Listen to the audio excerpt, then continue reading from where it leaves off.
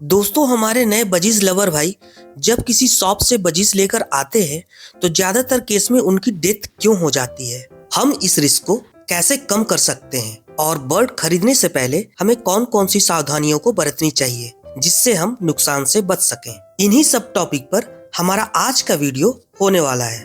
नमस्कार दोस्तों, SV birds Ranchi के आज की वीडियो में आप सभी व्यूअर्स का बहुत बहुत स्वागत है। दोस्तों, जिस तरह से एक कलाकार को तालियों की आवाज से हौसला मिलता है, ठीक उसी तरह से आपके एक लाइक, कमेंट और सब्सक्राइब कर लेने भर से हमारा भी हौसला अफजाई होता है। दोस्तों, जब कभी भी हम शॉप में बजीज लेने जाते हैं उस वक्त जरूरत होती है अपने इमोशंस को कंट्रोल में रखने की, क्योंकि दुकानदार भाई आपको देखते ही आपके इमोशंस को भी पढ़ लेते हैं और जो बर्ड उनके पास बीमार या अनहेल्दी होता है उसे भी आपको अच्छा बताकर बेच डालते हैं और घर लाने के कुछ दिनों बाद ही वो मर जाता है, जबकि आपकी सेवा या केयर में कहीं भी कोई कमी नहीं थी। इसीलिए दोस्तों, आपको थोड़ा समझदारी से काम लेने की जरूरत है। यदि आपको नए पेयर लेने हो और आपको ज्यादा जानकारी नहीं है तो आपको सबसे पहले किसी ब्रीडर भाई की तलाश करनी चाहिए जो बजीज की ब्रीड करते हो और कोशिश करनी चाहिए कि आप अपने पेयर को वहां से ही खरीदें, क्योंकि वहां आपके बर्ड्स का ख्याल काफी अच्छे तरीके से रखा जाता है।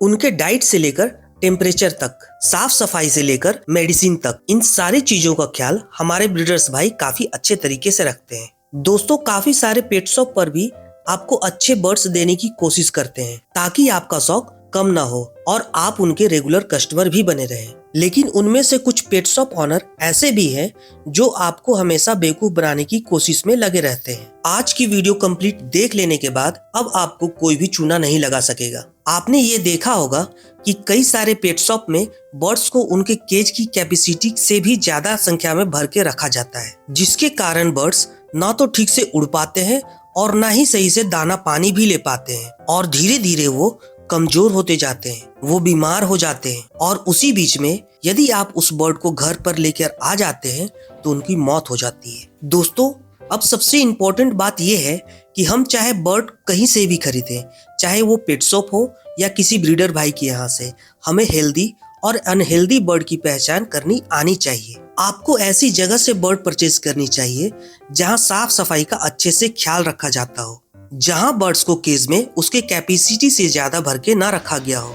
इसके बाद बारी आती है अपने बजीज को सिलेक्ट करने की। दोस्तों, आपको कौन से कलर का बजीज चाहिए वो आपके खुद की पसंद की होगी, लेकिन उसके बाद बारी आती है मेरे सजेशंस की। आपको हमेशा यंग बर्ड लेने की कोशिश करनी चाहिए। आप कभी भी एडल्ट पेयर लेने की मत सोचें, क्योंकि काफी सारे भाइयों के पास बजीज जब पुराना या कमजोर या फिर बीमार होने लगता है तो वो उसे बेच देते हैं। इसलिए आपको हमेशा यंग बजीज की तलाश करनी चाहिए।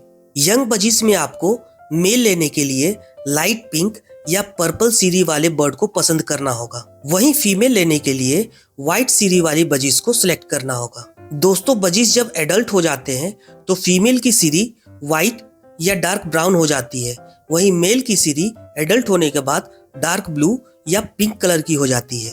हेल्दी और अनहेल्दी बजीज की पहचान आप उसकी आंखों, चोंच, पैरों और पंखों को देखकर आइडेंटिफाई कर सकते हैं। अनहेल्दी बजीज ज्यादातर शांत बैठे रहते हैं, वो अकेले किसी कोने में या केस के बॉटम में पड़े रहेंगे। वो अपनी आंखों को पूरी तरह से खोलने में असमर्थ होते हैं और वो ऐसे दिखेंगे जैसे उन्हें नींद आ रही हो।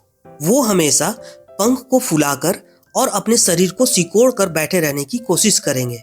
उनकी चोंच अपने प्रॉपर शेप में नहीं रहेगी, उनके फेदर साइन नहीं करेंगी। साथ ही साथ उनके पूप निकलने की जगह पर भी आपको ध्यान देना होगा। यदि वहां पहले से पूप लगा हुआ है तो हो सकता है कि उस बजीज को लूज मोशन हुआ हो। वहीं हम यदि हेल्दी बजीज की बात करें तो ज्यादातर आपको वो इधर उधर फुदकते और चहचहाते हुए दिखेंगी। आपने देखा होगा कि पेट शॉप ऑनर आपको देखते ही अपने हाथों को केस के इधर उधर फेरने लगते हैं ताकि बर्ड्स डर के इधर उधर उड़ने लगें और आप हेल्दी बजीज को पहचानने में चूक कर जाएं। हेल्दी बजीज के फेदर काफी साइन करते हैं और खुद से वो केस के अंदर उड़ते भागते नजर आएंगे। उनकी आंखें पूरी तरह से खुली हुई रहेंगी। यंग बजीज की आंखें गहरे काले रंग की होगी। उनके आंखों के चारों ओर के फेदर प्रॉपर होने चाहिए, न कि झड़े हुए।